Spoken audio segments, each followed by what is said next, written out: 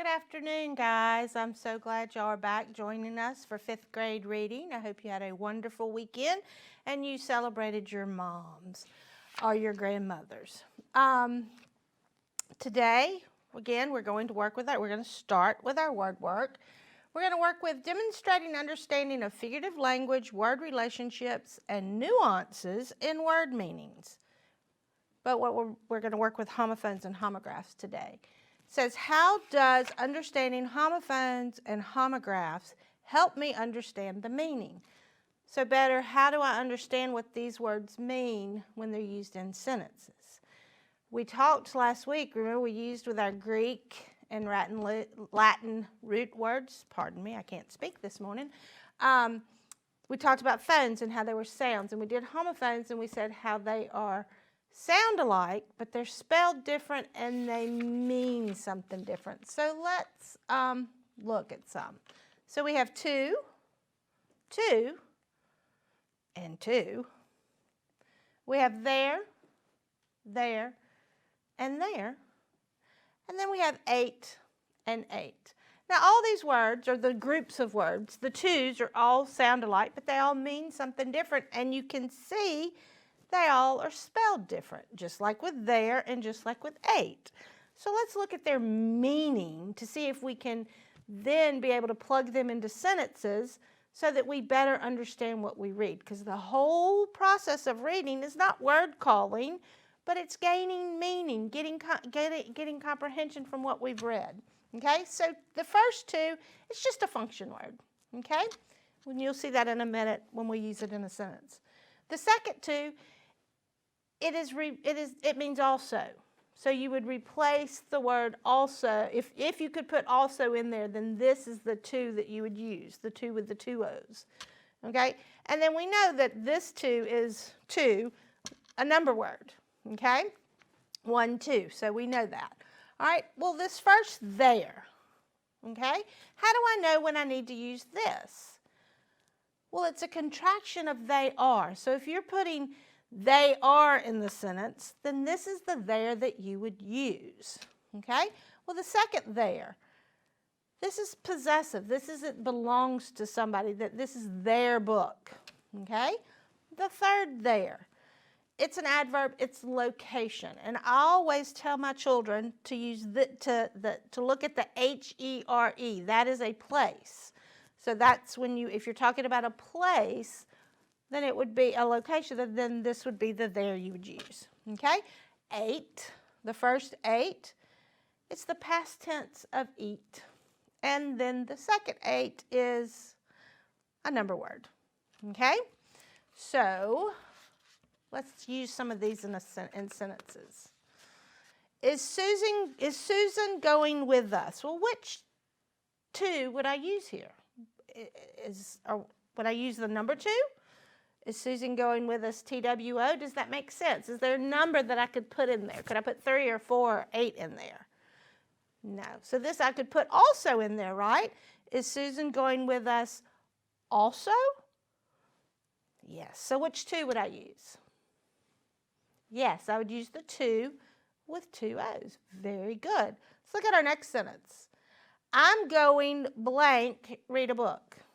Well, I know that it's going to be a 2 because that's the word we're working with, but which 2 would it be? Am I going also read a book? That doesn't make sense, does it? Am I going to, like the number 2, read a book? That doesn't make sense, does it? So which 2? Yes, the TO. Very good. Let's look at our next sentence. LaMarcus ran blank miles. Did he run miles also? No, he ran 2 miles. LaMarcus is in a lot better shape than Miss Hicks, I do believe. I don't think I could run 2 miles even if I was being chased by a big monster. Let's look at our next group of sentences. We're going to be using there, and there. We have to think which there's going to fit in. I have a sentence. Blank up first, I told the team. Everyone ran out to blank places on the field. I walked to the mound. It was my first time pitching. Okay? So which one fits in that first blank? I know it's there because that's the word we're working with, but which there is it? They're up first, I told the team. Well, remember, our theirs are a contraction for they are, a possession, and a location. Well, would not they are up first fit? Yes. So I would use the contraction there. Everyone ran out to blank places. I know I'm using there, so everyone ran out to their places on the field. Well, on the field, it is a location, but their places, would that not be that that's theirs, that they own that place, so to speak? I know that they don't own the base because it's the park's base, but basically it's their position. It's where they belong, so it would be their possession. So it would be the T-H-E-I-R, okay? Let's look at the next sentence. The air was perfectly still. Blank wasn't the slightest breeze. I wound up, then gave the pitch all I had. Ball, the umpire called, okay? So this isn't really a location per se, but he doesn't own anything, and they are not doing anything, so it would be this there, okay? Does that make sense? Do you think you could plug those in if we had maybe more difficult sentences? This is something that I have to play with when I write, because when I write, I tend to put the common there, the T-H-E-R-E in there, and then I have to reread my sentences, and I have to ask, is that the right there? And I have to catch myself, especially if I'm emailing somebody important, like maybe if you are writing for your teacher, or if I'm writing for my principal. I don't want to make this silly mistake, but this is one that catches a lot of people, a lot of adults, and a lot of children. So we need to be careful with it, okay? Let's look at our next 8 and 8. I blanked dinner last night before the plane took off at blank. Well, what do you do with dinner? Do you number dinner? Is dinner number 1? Dinner number 3? No, you eat it. So I ate dinner last night. Okay, and a plane, it runs on a schedule like a train or maybe the movies even, and so it's a number. So it would be 8. It would be 8 o'clock. Okay, very good. How do y'all feel about your homophones, your first little lesson with homophones? I think you can do it. You're a smart group of children. So let's move into our reading, which is really our writing this week. We're going to talk about how we respond to literature, how we draw evidence from literary or informational text to support analysis, reflection, and research. This is text-dependent questions about literature and informational text. And our essential question is, how can I use evidence to support my purpose? Okay, so today I want to really work with how we go about answering a question and how we go about making sure we have everything in there that belongs, okay? And then next week we'll really dive into it with some passages to answer questions with, okay? So, what is text evidence? I want you to think about that for a minute. What is text evidence? What do you know about that? When do you use it? I know in my classroom it's generally that last question, and they hate it when they have to do the written part. Now they have to prove their text evidence on all their questions, but they really hate that last big question. So, text evidence. Text, it's written work. You know about text. I'm sure probably 95% of y'all text to your friends. The reason why it's called text is because you're writing, okay? Evidence, it's proof. Think about if you've ever watched police shows, they always have to gather evidence to prove who did it, okay? It's the same thing in your questions that we read about and we have to answer to show that we're comprehending what we've read. You have to have evidence. You have to have proof that the writer thought this, or that the main character did this, or the main idea was this, okay? So with text evidence, it is citing proof in the text.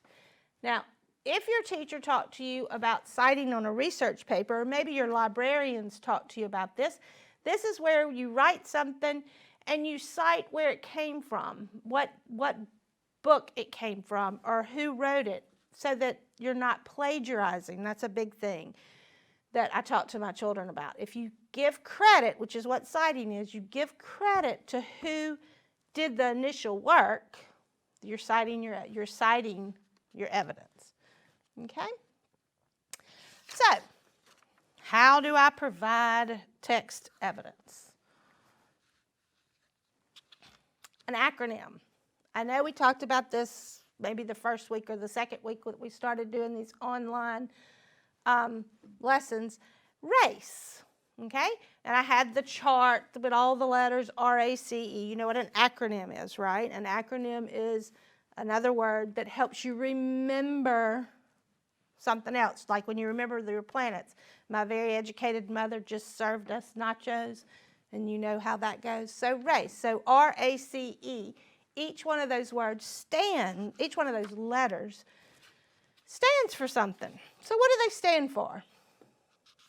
Well, the R stands for restate. What are you restating? You have to restate the questions. That's very important. I tell my children that this is the time, or I tell my students that this is the time that they get to pretend that Miss Hicks does not know anything. She doesn't know what the passage was about. She doesn't know what the question was asking. She does not know anything. So they have to tell her what the question was asking. Okay? Well, and then obviously the most important thing is you got to answer the question, right? So you're answering the question and you're using your prior knowledge. Or does anybody remember what I called prior knowledge back a couple weeks ago? Good job. Schema. Got to use your schema, okay? And you have to use inferencing, okay? So what is the C and the E? The C stands for cite, which is you're citing your evidence in the text to support your thoughts and opinions. We all have opinions. We all have opinions about what we've read.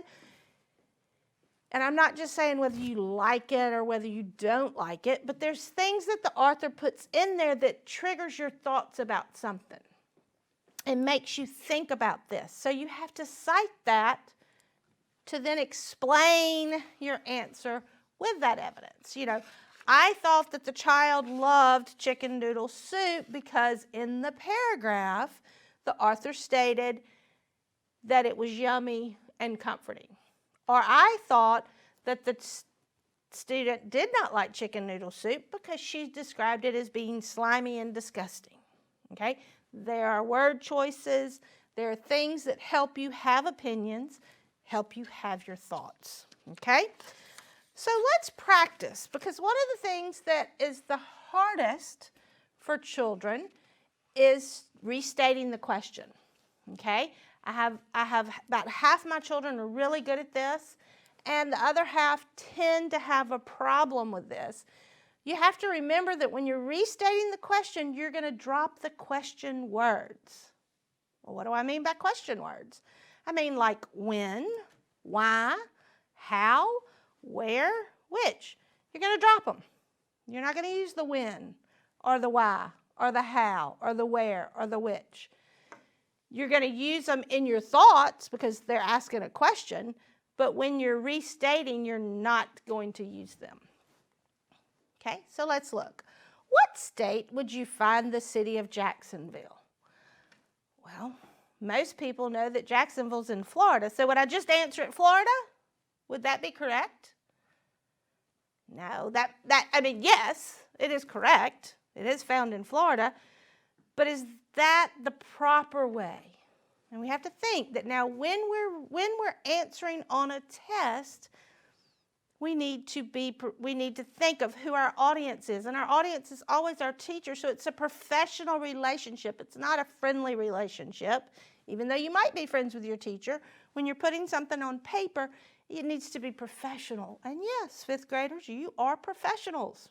Did you know that? Your job is going to fifth grade, or hopefully soon going to sixth grade. So when you answer this, you need to do what? What's the first thing I need to think about? Yes, I need to drop that question word so that when I'm restating it, Now, would I just write, state, would you find the city in Jacksonville? Would that make sense? No, it doesn't make sense, does it? So let's think, how would I word that? What about the city of Jacksonville can be found in Florida? Yes, that would be the more formal or more professional way in which to answer that question. Let's look at the next question. Why is the referee throwing his flag? I had boys and they played one of them played football, so I got to watch this a lot. And I had several parents who'd say, why is he throwing that flag? Well, you know, you might just say it's holding, or it's roughing the kicker, or that's not right. We drop our question word and we state the referee is throwing his flag to signal a holding call. Okay?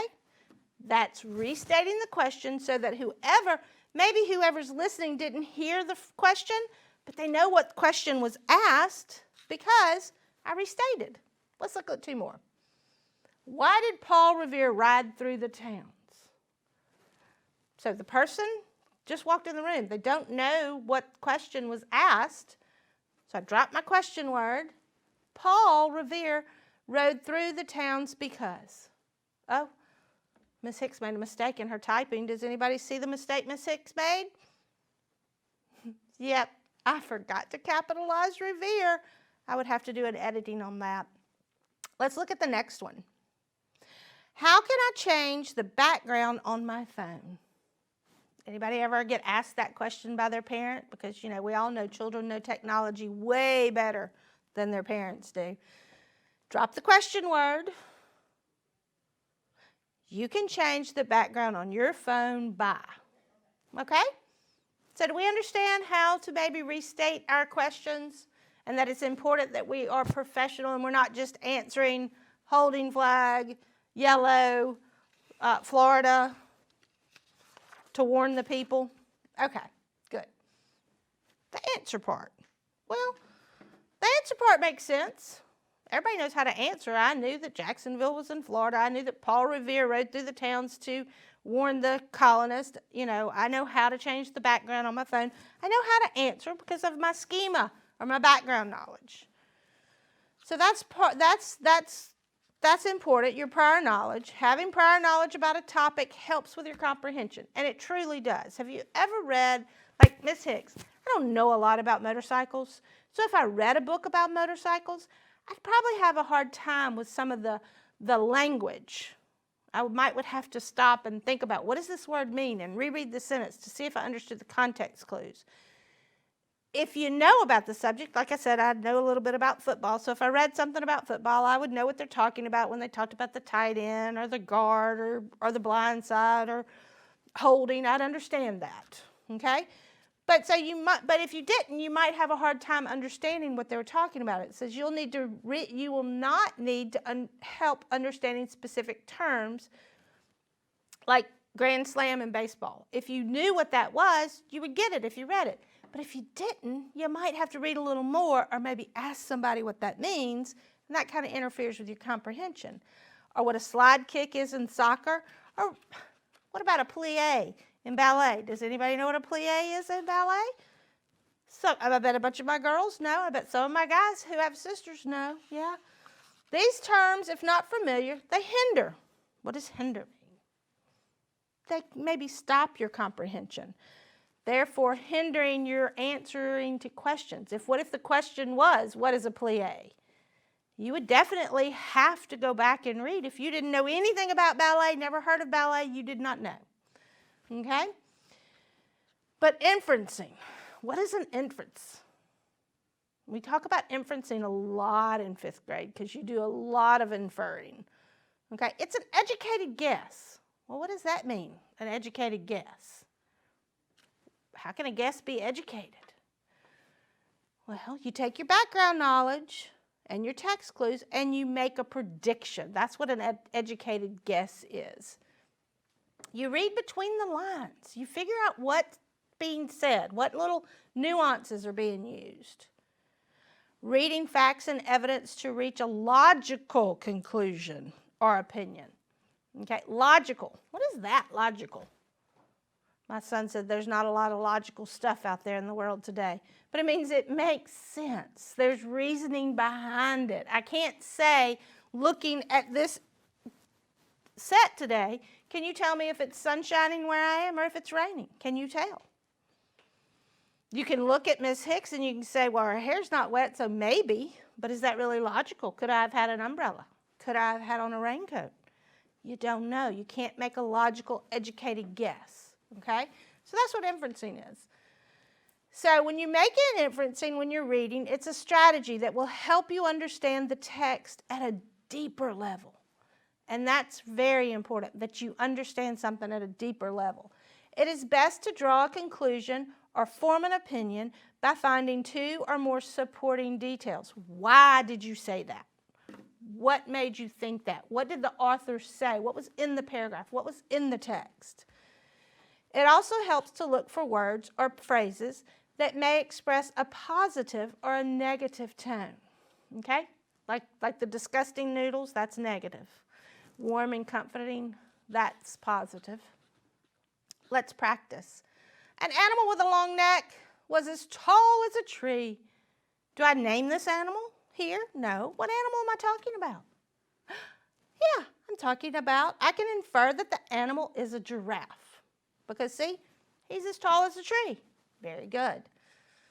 What about when we woke up, the ground was damp and there were puddles in the street? What can you infer? I can infer that it rained last night because I see puddles and the ground's wet. One day, we built a big snowman. The next day, it was 70 degrees. What can you infer? It's kind of a few things you can infer here. But I can infer that Frosty melted because it's 70 degrees and we all know, living in Mobile, Alabama, snow doesn't last long when it's warm. Our last one, The garbage is all over the floor and my new puppy is crouched in the corner with his tail between his legs. What can you infer from this? I already showed you the picture, so you have a better idea. But you can infer that the puppy got into the garbage and is getting in trouble. Okay? Very good. Cite. When you cite, you find proof in the text and you highlight or underline. Let's look at this. You see my text? It's highlighted. What did I do? I've highlighted everything. Do I know what I've read? No, I have no idea. I didn't even read it. I just colored it with my highlighter. Did that help me? Did I have a purpose? No. So let's do better. Okay, let's read it first. Should we conserve water? I think water conservation is extremely important. It will help ensure availability for future generations. The withdrawal of fresh water should not exceed its natural replacement rate. Not only can humans affect the water supply, but climate changes can too. When there are droughts, it reduces the resources. Preserving fresh water consumption can also help animals' habitats and survival rates. Let's make a stand and conserve water. So, what I need to highlight is what helps me understand what can affect the water supply. So, I highlight not only can humans affect the water supply, but climate changes can too. And what is the author's opinion about water conservation? What did this author think? Let's highlight that. I think water conservation is extremely important. Okay? Guys, we are running out of time.